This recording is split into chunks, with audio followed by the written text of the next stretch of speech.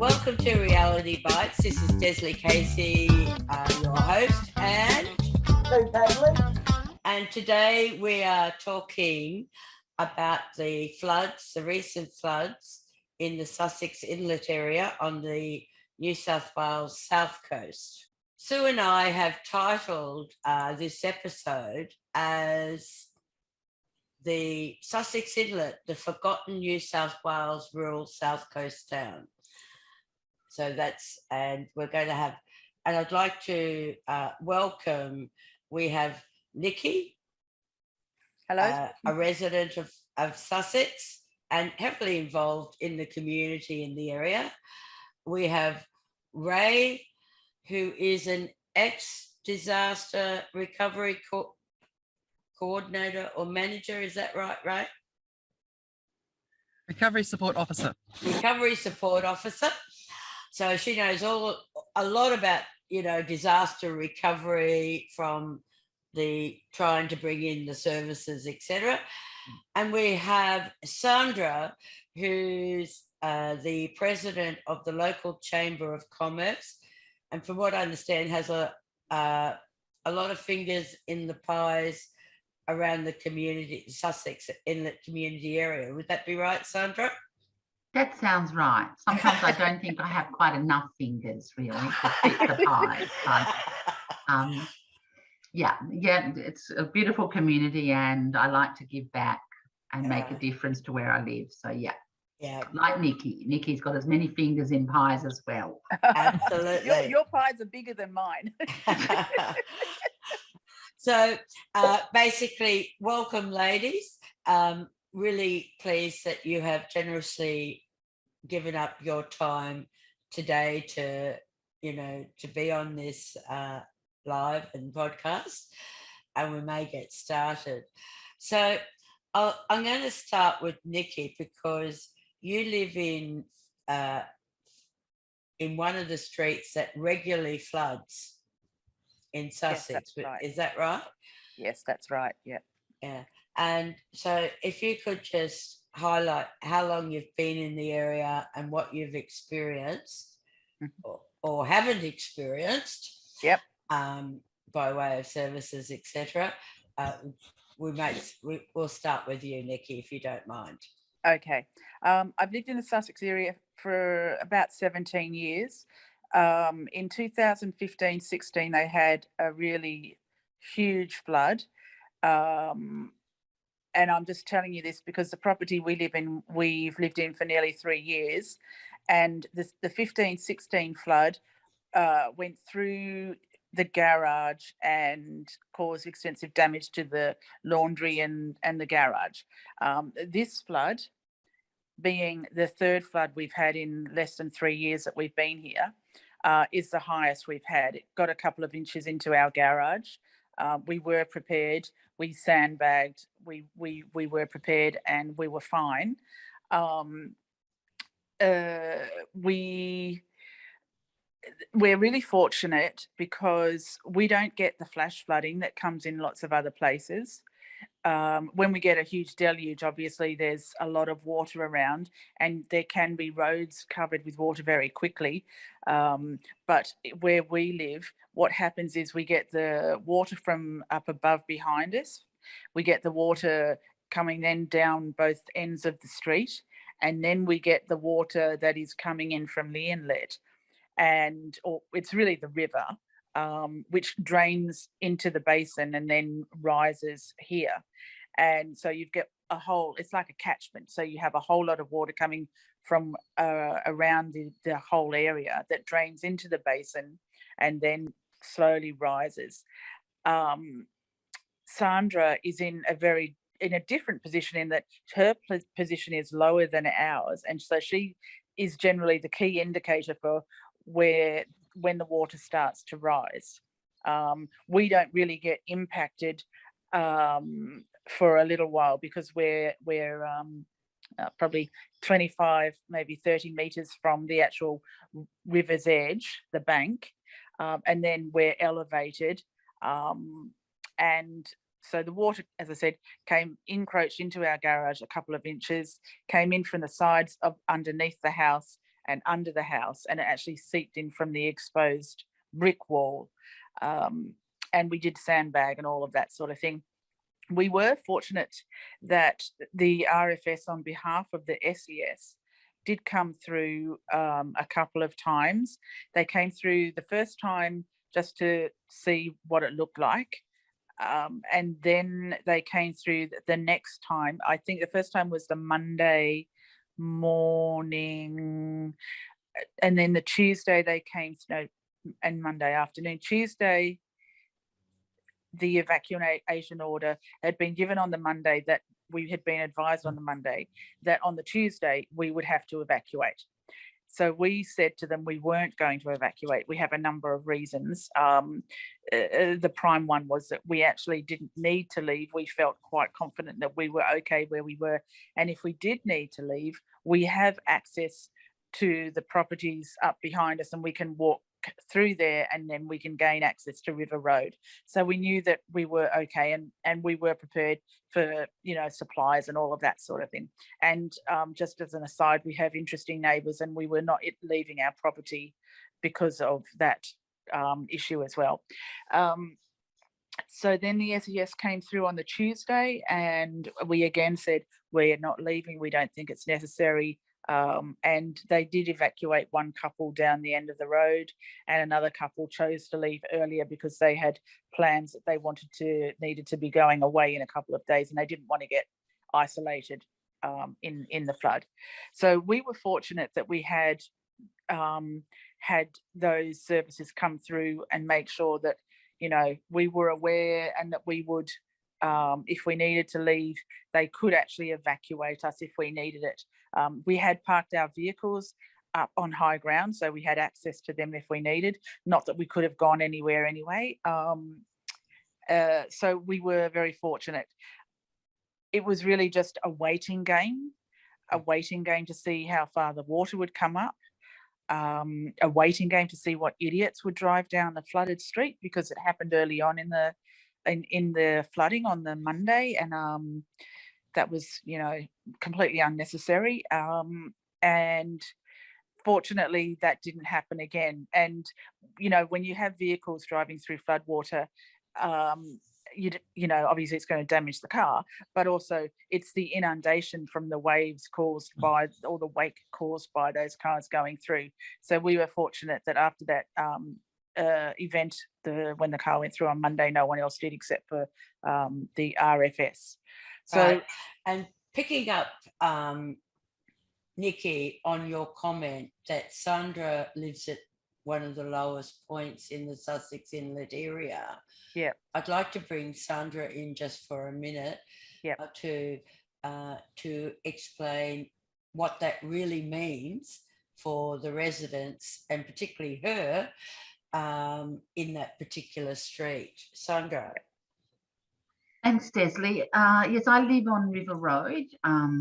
Normally we have a beautiful view of the inlet, and I live on the Elmers Reserve, which runs all the way from Badgie Bridge to Chris Creek.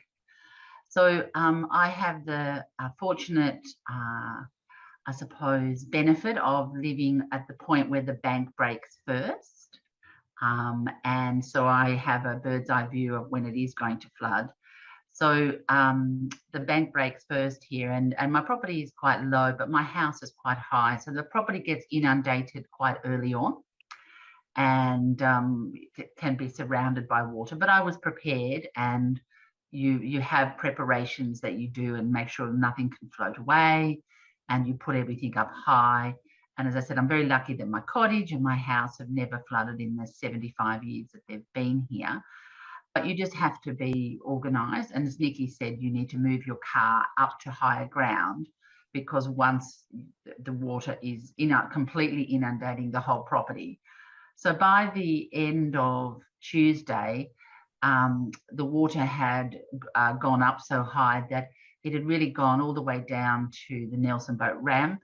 It had gone up into Wanda Avenue, down to the Badgie Bridge in River Road, and really up to Jacobs Drive. So it really spreads across the floodplain, and obviously over in Nikki Street as well. So we were all fairly, the centre, the original older part of Sussex was really by that stage experiencing major inundation, and none of the gutters can cope and none of the stormwater can cope because they're at the same level as the river itself.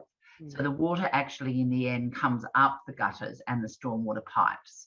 So things like Jacobs Drive and some of those other streets, the water's actually coming up out of the stormwater. It's not actually, so it's going in because people are, it's coming out of their rainwater gutters and things, but it's a combination effect. And the thing that I learned this time in the flood, because we had floods in 2020, I've been here since 2017, is that probably the level that it reached this time is perhaps the highest level that my property might get, because at a certain point, the water dissipates across the floodplain and really inundates all of Sussex in that centre part. But I think what was concerning for me was that when we were looking at the SES warning saying that the flood level would reach 1.2 and it would be a minor to moderate flood, I was already seeing that we'd well and truly passed that. So what we had then did some research with Nikki's husband and ringing around is that the flood gauge for Sussex Inlet is located at Marine Rescue. The Marine Rescue is on the going out of Sussex. So it's already in the widest part of the inlet, whereas we are on the beginning of the inlet where the water's coming straight across from St George's Basin. So this is the narrowest part of the inlet. As you first come in past Nikki's, along where I am. And until you really get round past the Chris Creek area is where the inlet then sort of starts to widen. So the water's well and truly going out. So I think there's a bit of a mistake that the water level for Sussex needs to be measured really about equivalent to Poole Avenue, which is next to River Road. Yeah. Because to give an accurate flood reading for Sussex, it needs to be on this side because this is where Sussex floods from. So my calculations are indicating that we probably reached a 1.8 flood. Yeah. Where we are, but it was being recorded at Marine Rescue at 1.2. Yeah. Okay, so, just quickly, I'm just going to interrupt quickly there, Sandra. I'm a old feet and inches girl, so to give it in feet and inches for people like me who really can't visualize meters or any sort of metric measurement, 1.2 meters is 3 foot 11 inches. 1.8 meters is 5 foot 10. Yep. Yeah. So there's a very big difference. Yes. Between the two.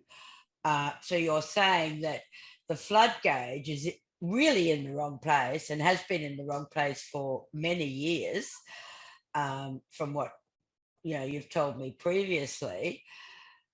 And you've got like over 2 feet of difference, and that makes an enormous difference to how people not only try to prepare or how they can prepare. Yeah.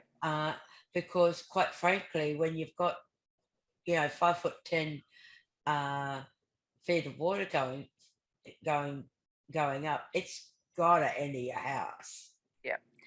And I'll just add that the week before, when we did have flooding, and it was very minor, the tide at the time was 2 meters. This week just gone, where we experienced moderate flood water, the tide was the highest was 1.5, maybe even 1.6. So we didn't even have really high tides. Right.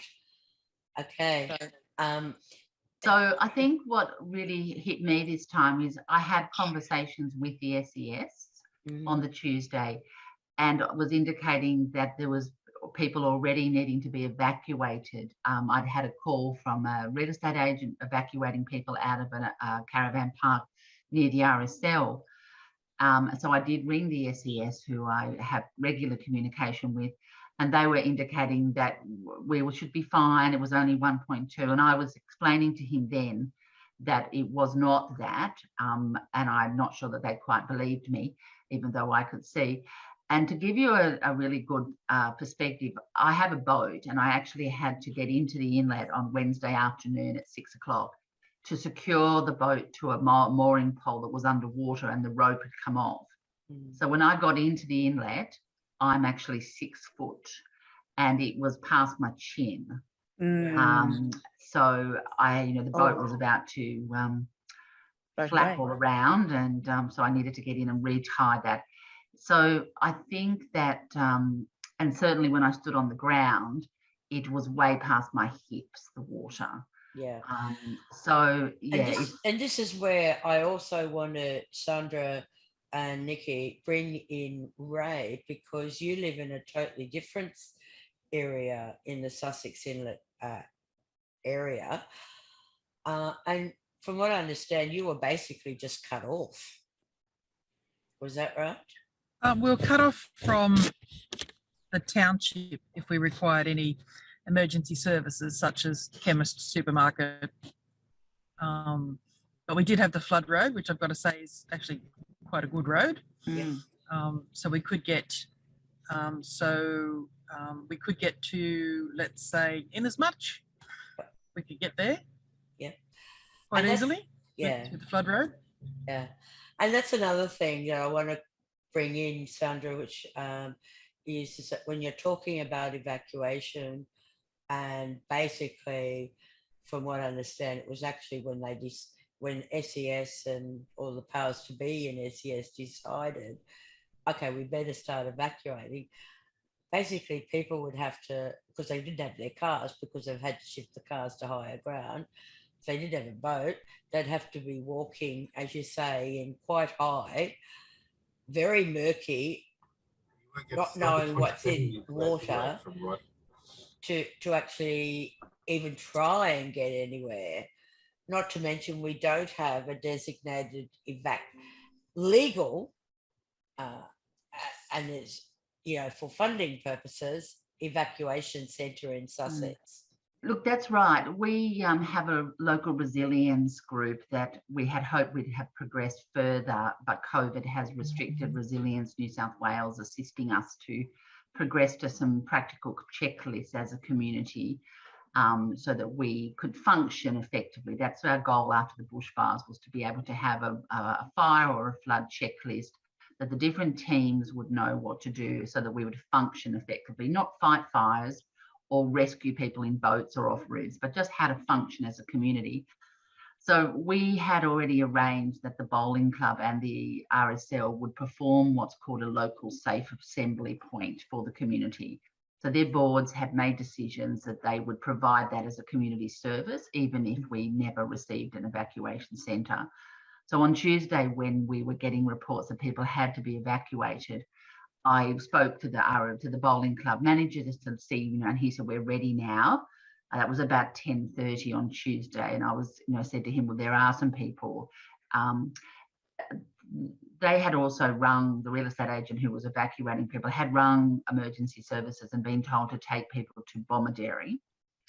And by that stage, the road would have been cut by at least 6 or 7 locations. There's no way you could have got to Bomaderry. And so I did ring the SES then to say, look, it would be really good if you could officially make an announcement to let people know that the bowling club was ready to be a safe assembly point. But I was told at that point that they'd only be announcing if we ever progressed to having an evacuation centre. So as president of the chamber, I made an announcement on Facebook to let people know, so that people knew if they did want to go. I mean, I didn't want to go because my house is safe and I was prepared, and I felt pretty confident, like Nikki did, that we would be fine as long as we didn't do anything silly. But there were people much lower and much older and maybe might want to go. But by the time we got the announcement on Tuesday night at about 7:15 that the evacuation centre in Sussex would be open from lunchtime on Wednesday, I did also then have another conversation which indicated that if we wanted to go to the evacuation centre, there'd be no way any of us could go there, because we would have to have a boat, because no one has cars, because they're all parked in a safe area. So from my perspective, I think what's indicating is, one, they don't think the flood's as bad because they're measuring at the wrong spot. So then the information about going to evacuate comes too late for any of us to be able to evacuate if we wanted to. And there really is a lack of local knowledge about how the flood behaves.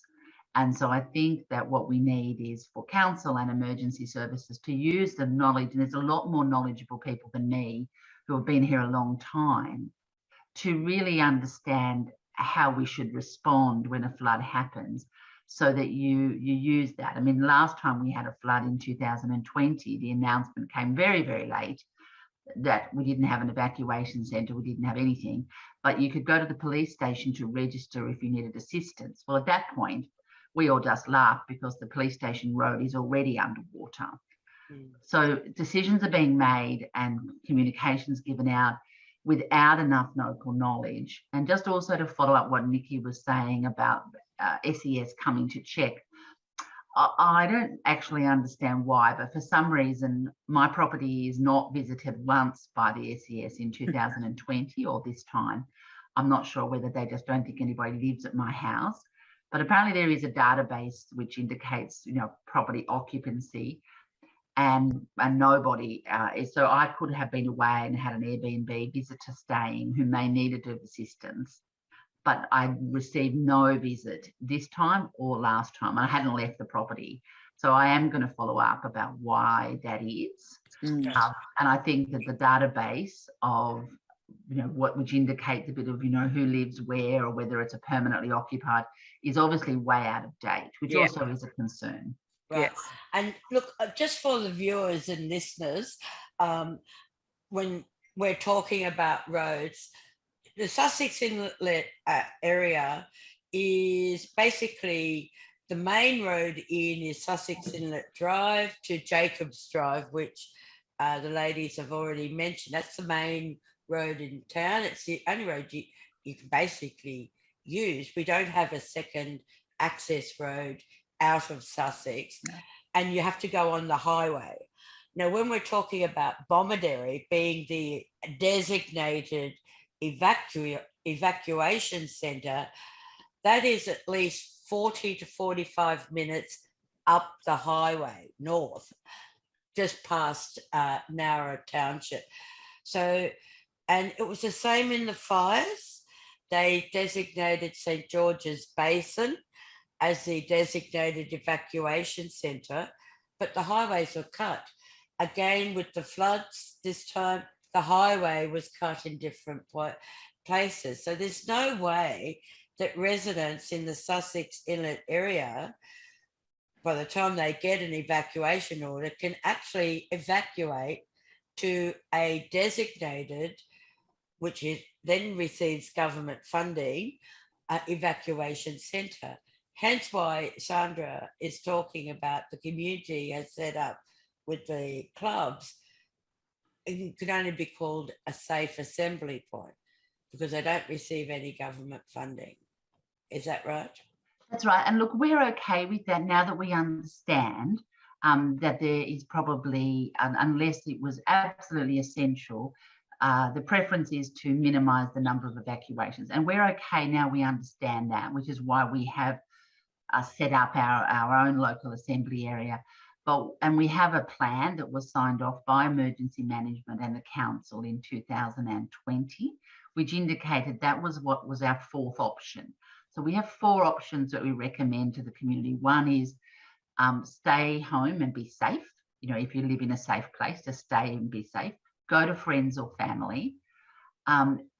Go to an evacuation centre early while you can go. And in our case, it's very difficult in a flood and a fire to predict that. You know, if it rains and we get 200 millimetres overnight rather than 50, it can change. So, you know, it's a tricky space because and it's often the middle of the night. And the fourth option is available for the community is a local assembly area that if people didn't have family and friends to go to and didn't want to go to an evacuation centre that was further away, the recommendation is you can go somewhere locally where they will offer some safety. And neither clubs expect financial support for that. They are very happy to offer that as a a secure place for our community who's in need to go. Mm. And once we can progress our resilience strategy, once Resilience New South Wales are available to facilitate the meetings, because COVID has restricted that, we will be able to have a team of local volunteers who would be coordinated by somebody who would be able to go and support the bowling club and the RSL. We've got a team of people in the business chamber that will be supporting our businesses. We've got people in our aged care centre who are supporting older residents. Marine Rescue, had indicated they wouldn't mind coordinating some boats so that we'd know that if we needed boats to go to St George's Basin in a fire, or we needed boats to rescue, that they might have a little register of people who are on standby with their tinnies ready. So our idea was that we would have a strategy so that we at least would be able to function effectively. That's really the key for us. Right. I want to pick up on New South Wales, Resilience New South Wales, but also bring in Raye here for her comments. Okay, so COVID has hit all across the world and the country and everything else. I personally don't understand why they could not do the meeting by Zoom or some other video conferencing.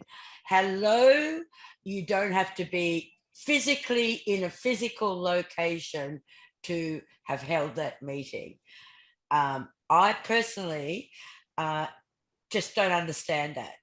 Raye, what are your comments there? Having been probably involved with, at some level, with Resilience New South Wales and other type of government agencies. Yeah, I don't understand that. Obviously, I can't speak for Resilience because I don't work for Resilience New South Wales, but having worked in a program that was funded by Resilience New South Wales, we've had fantastic connections with them, as with all the other organisations and local council social recovery meetings.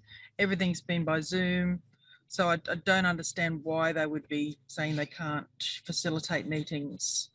There must be, another reason. Yeah, I can explain that. We would have probably up to 40 people would attend that meeting, and they would be broken into teams. So each team would be responsible for looking after their own checklist. So our preference was, and because of sometimes the age of some of our volunteers, was that we would like to do that face-to-face so that then people could be able to develop that checklist, be supported through the process, and then share with the other teams.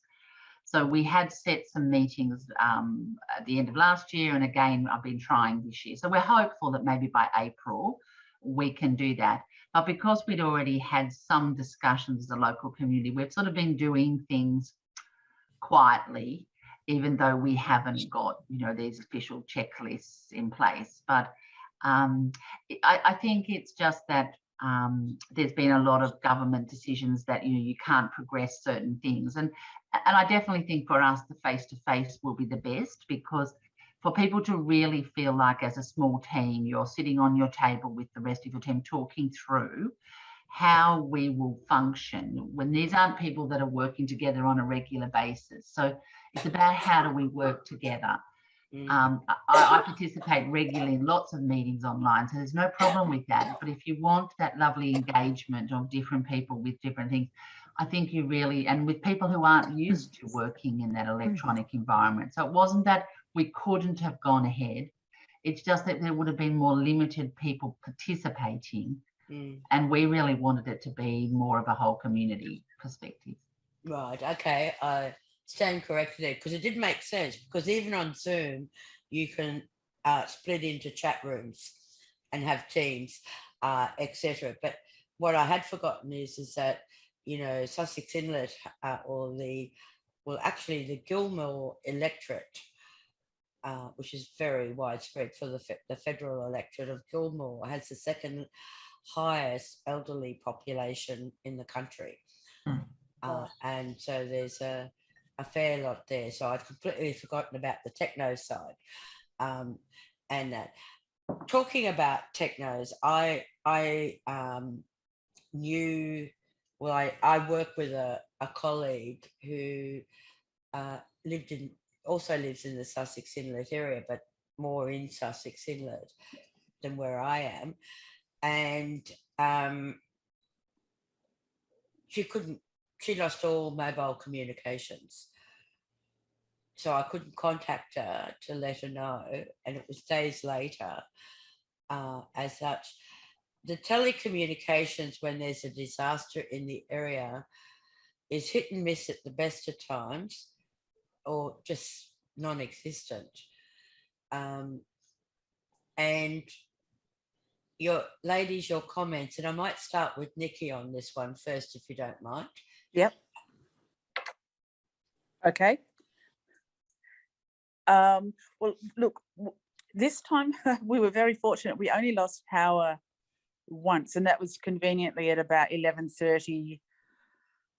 I can't remember if it was Tuesday night or Wednesday night now, and it only went for an hour and a half or so. So we were okay. Interestingly, our Wi-Fi has been reliable in the last few weeks. Doesn't always work that way. So we were actually okay this time, but during the fires and the last couple of floods, it was a bit of an issue. Certainly in the fires, it was awful. Just couldn't communicate with anybody and find out what was happening unless you had a generator where you could power your devices. So this time around, we were fortunate. We only lost power for that short period of time. So we were able to, sort of maintain contact with people, and through Facebook, see what was happening as well. So no, we were fortunate this time. Yes, and I know through the fires that I was running the car and charging people's mobiles, because I was the one with the full tank of petrol at the time.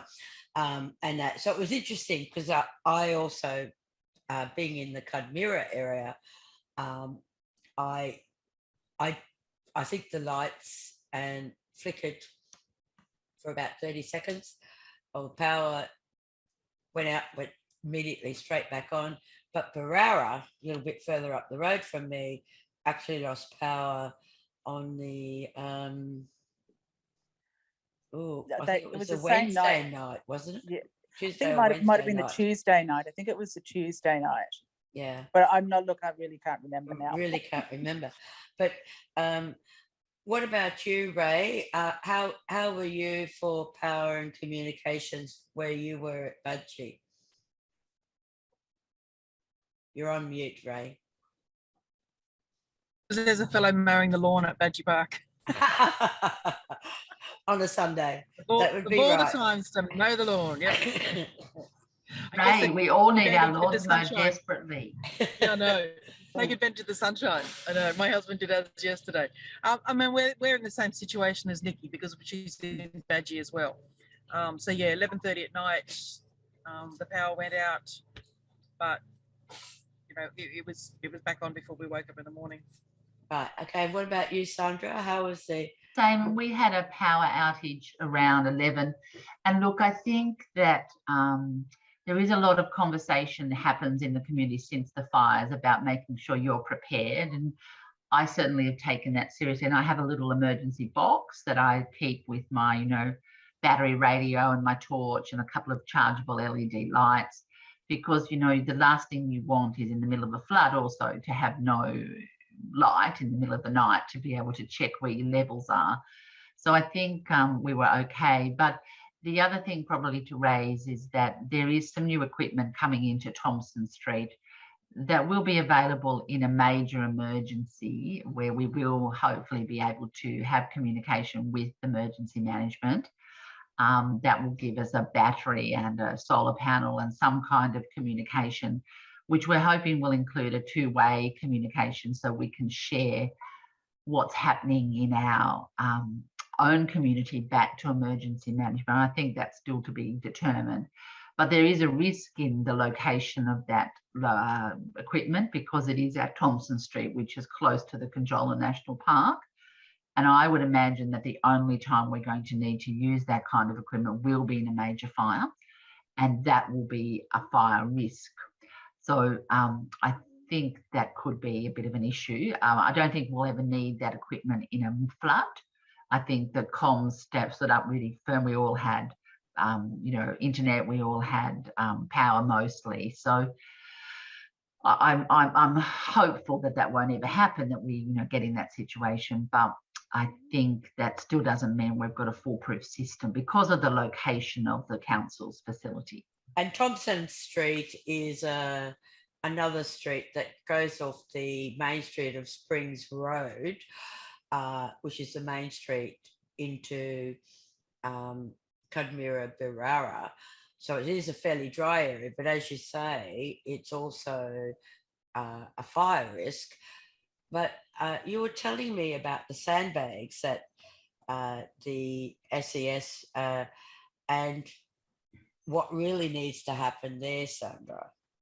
Look, it was terrific. In 2020, the SES really identified Sussex that we needed better servicing in a flood. So we received one of the first SES cache. It's like a container that has stores sandbags and shovels and things like that. And that's been located at Thompson Street because it's a council facility, and it's terrific. And I think also, unfortunately, COVID meant that one of the steps that was going to follow on from that cache being put in was to identify half a dozen local people who were capable of filling sandbags for the community and being available. So our SES unit comes from St George's Basin. So in a flood has limited access into Sussex because of the roads. So we do need, some good, strong people who can fill sandbags. But what we also need is around that cache is a concrete slab put in so that the sand can be placed onto a slab, and also a concrete or a gravel proper drive-in, so that, because people are getting bogged coming in to fill their cars with the sandbags. And we also need a location where sandbags that are filled could be put under cover, so that if because once the sandbag is wet, it's impossible to lift. It's already very heavy. So I think just a strategy on, if sandbags are going to be left, that they are in some kind of undercover, but also that it's just progressing and finishing off. I think what we've got is a lot of unfinished strategies.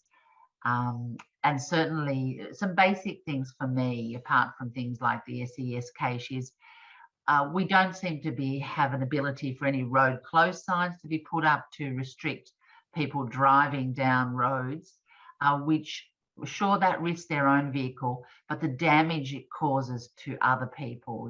We have a business based at the Badgie Bridge, and a lot of their flooding into that property, that actual property, was caused by people driving over the bridge into quite high flood waters, which then causes waves of water to go into properties. So we really would like to see that the roads are closed. There's strategies for the road closed signs to be kept in Sussex all the time, perhaps at the tip, and someone to have a responsibility to go and pop those out. And the other thing that would be really useful would be, we have no water level markers anywhere in Sussex, except at the gauge which measures the flood once it's left Sussex. So it would be really good to, at the Badgie Bridge and at other locations in Wanda Avenue even, to be able to see what the level of water is. And then perhaps when it reaches a certain point, that's the trigger for when the road closed signs are put out, so that then, whereas we don't have that. We did ask for that in 2020, but once again, we have been underwhelmed with just practical things that could make a difference. And certainly the Chamber's been very outspoken and has been pushing. We have a flood plan that now is 7 years late. The flood plan was supposed to be updated after the 2015 floods. It's now 2022, and we have no up-to-date flood plan. And in that time, we have considerable development occurring. So even the development at the golf course, with a lot more paved roads and a lot more, will create more water that will run.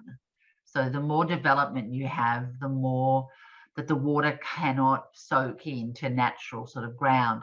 So I think we really need to have the flood plan done properly and really work out, well, what mitigation strategies can we have? and things, just preventative things that can help prepare the community better. Right. We can't do anything about where we live, where we're very happy to live here.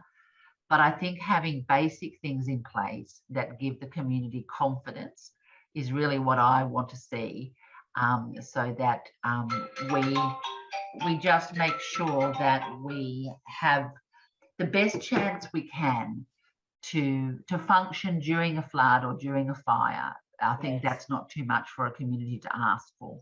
Okay, and I'm going to bring, thank you, because I'm going to bring Susan in here just for quickly, for seeing you don't live in the area, and that your actual thoughts or comments or questions you want to put forward to the group. Yeah, I'm just quietly sitting here listening to you guys. You're obviously very familiar with your own communities, and you know what you need and what you want to put in place. So yeah, like I said, all the way here in Tassie, I'm just happy to listen, and if I can help, that's good. But I think you've got it in hand. The only thing I would say is, what is the powers to be, your local municipal councils? What's their response to these things? Are there any headways? Are they prepared to come to the table and, be proactive? Look, I think that they probably perceive they are, but perhaps in not the wrong way. But so, for instance, we have some terrific recovery and resilience staff who are sitting with the council now, who are very concerned about how people are feeling and how are they coping during and after an emergency. And I think that's terrific. But unfortunately, I had a call from one of those fabulous staff on Thursday, just checking how I was feeling. And at the time, I was actually feeling stressed because of the council not doing what I thought were basic tasks, not because of the emergency. So I think there's a balance between making sure we have practical things in place, as well as the support personally when people need it. I think you need both things to be happening, so that. But I think it's the uncertainty. And look, in this town, we have people who have lived here for 30 and 40 years. They've got much more knowledge than me. And I think that, by just talking in a positive way, it's not being critical of council, or it's if people want to listen to what suggestions are that are practical, I think there's a lot of people in this community that can provide that practical advice because they know their communities.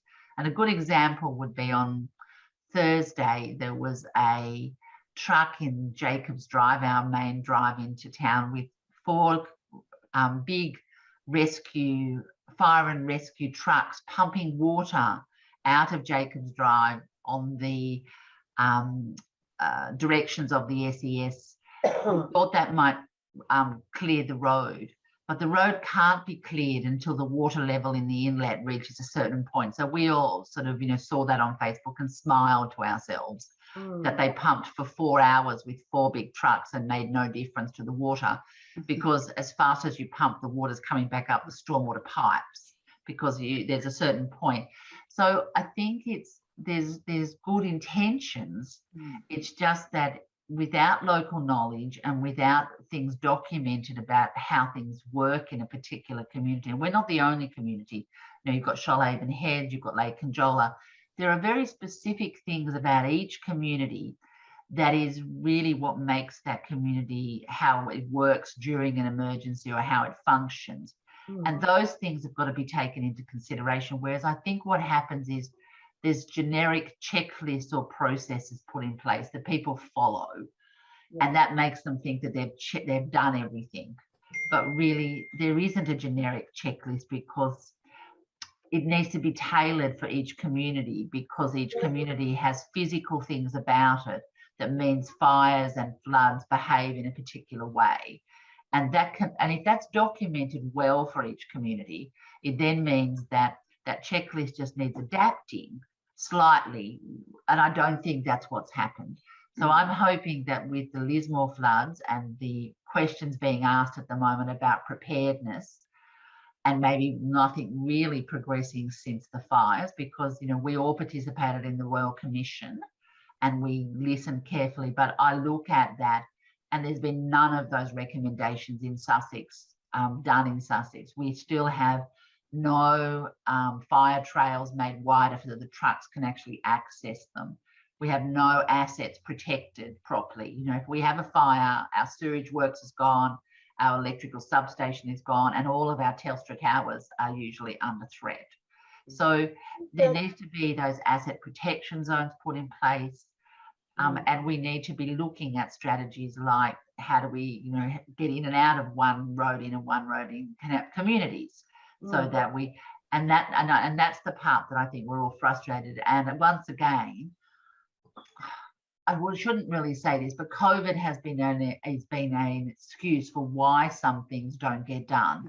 And I'm not really sure why it stops a bulldoze driver, or why it stops a person on a chainsaw, or why it stops the mowing man doing his thing. I don't think that's a COVID issue, but COVID has seemed to have slowed up progress. Yeah. In most things. It might be just that it's a small community, therefore it can be so easily overlooked. In a sense. No, I think the whole of the South Shoalhaven's exactly the same. I don't think I've seen any of those things really, except if a local community suddenly decides to do something themselves. And a good example was that our local fire brigade in the fires were asked to put a protection zone onto the western side of our school. And the knowledge of our local fire brigade meant that they probably instructed that asset protection zone to be double the size of what they were actually asked to do, because they did not want to lose the school again. Yes.